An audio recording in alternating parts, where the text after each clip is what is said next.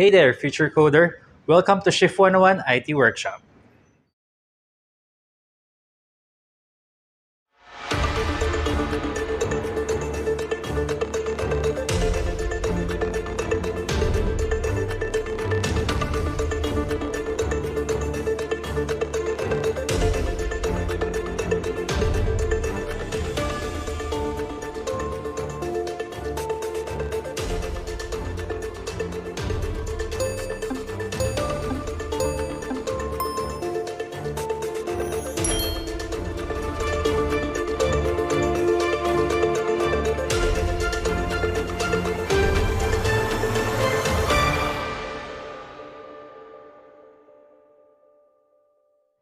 So, how do we actually code it?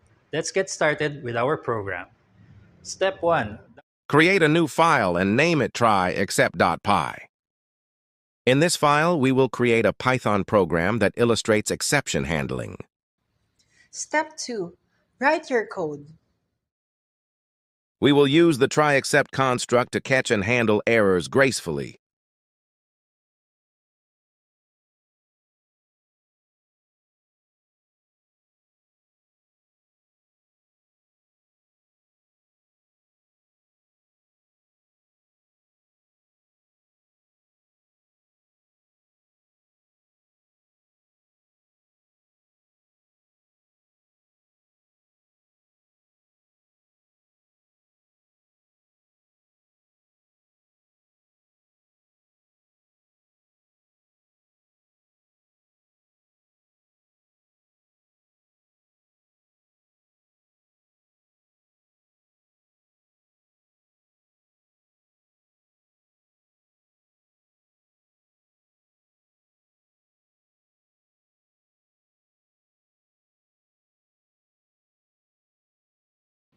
Step 3. Run your program.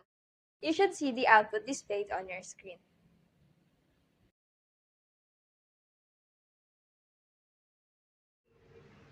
Thank you for learning Python with Shift 101. Be sure to follow us On all our social media platforms. To stay updated with more IT workshops. Keep Keep learning, learning, keep keep coding. coding.